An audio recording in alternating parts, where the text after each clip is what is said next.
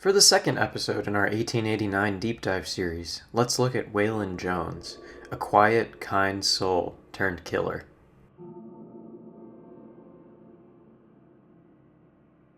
In the 1889 continuity, Killer Croc is based on a number of actual historical figures and subjects. To kick it off, let's look at the historical figures. Our first subject is Joseph Merrick, better known by his stage name, the Elephant Man. Merrick was first exhibited at a freak show in England, but was moved to London Hospital after meeting one Sir Frederick Treves. Merrick was born with a strange condition. It caused him to develop abnormally as he grew older. The exact cause for his deformities is still unclear, but many speculate that it was Proteus syndrome. Proteus syndrome is a genetic disorder that causes tissue overgrowth in an individual. Merrick's life started off normally enough, but as his deformities became more and more evident throughout his life, his family explained them away. They claimed that it was because his mother had been knocked over by an elephant while pregnant with Joseph. Along with his evident deformities was the fact that he had injured his hip while young. It became damaged and even infected over time, giving him a permanent disability whenever he walked. All of these physical ailments plagued him throughout his life, and he underwent various surgeries to keep the deformities in check. He eventually became employed at a sideshow and was marketed as the half-a-man, half-an-elephant man. Eventually, after traveling all over Europe with the sideshow, Merrick met Sir Frederick Treves. Treves, seeing that Merrick's physical and work conditions were poor, befriended the man. He later had Joseph admitted to the London hospital.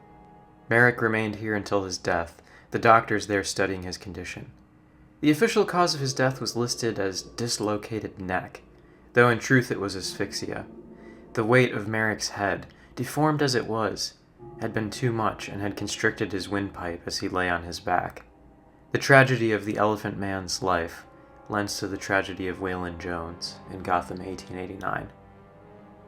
The next historical figure we're going to look at is Grady Stiles, the Lobster Boy. Born Grady Franklin Stiles Jr., he was an American sideshow performer and murderer. He was born with a genetic disorder, ectrodactyly. This caused his fingers and toes to be fused together to form an almost pincer-like appearance.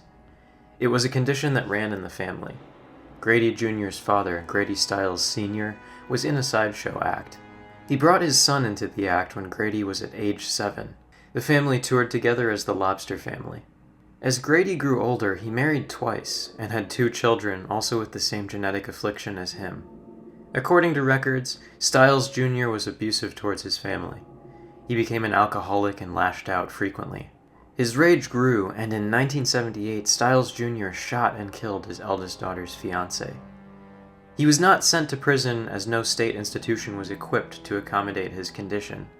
He was instead sentenced to house arrest.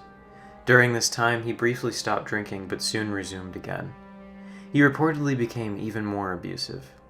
He was eventually killed by a 17-year-old sideshow performer, Chris Wyant. He had been hired by Stiles' stepson to kill Stiles.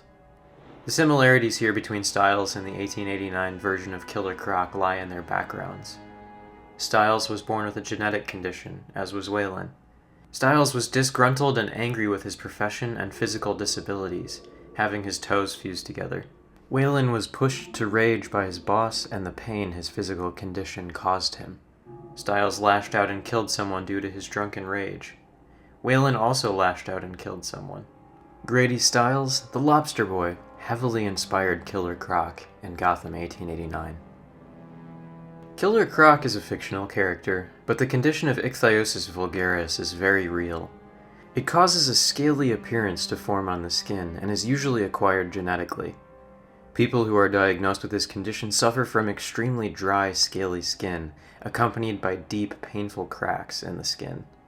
This means that Waylon would be in constant and intense pain at all times. This would not help his mental state. His other genetic affliction is that of atavism. Atavism is when humans or other creatures are born with recessive traits, a tail, color blindness, and other things humans have evolved out of.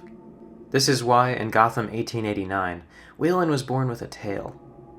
In addition, Hugo Strange also subjected Waylon to a process that is called atavistic regression. This process, conducted during hypnosis, allows the mind to revert to a more archaic and instinctual mental state. These sessions, conducted in such a way that Hugo Strange did, would leave Waylon in a state where he would be unable to let his guard down, and would be mentally tense. This would make him unable to hold back his temper. He would be prone to lashing out. Another work that inspired the 1889 version of Croc was Ripley's Believe It or Not. It started as a newspaper panel in 1918, but was reminiscent of the Penny Dreadfuls, short and usually horrific stories, so prominently featured in the 1800s. Ripley's featured many fantastical and bizarre stories, usually meant to make the readers question whether they were real or not. These urban legend-type stories heavily inspired the way that the public perceives the Killer Croc in Gotham 1889. And that wraps up our summary of the real history that inspired Killer Croc in Gotham 1889. If you liked this episode, drop a like and let me know in the comments what other character deep dives you'd like to see. I also want to give a very special thank you to our Patreon patrons, channel members, and GoFundMe supporters for making this video and all our other ones possible. If you want to help support the channel, you can find those links in the description or click the join button below. As always, thanks for watching, and remember, the night is darkest just before the dawn, and I promise you, the dawn is coming. Have a great day, and see you in the next video.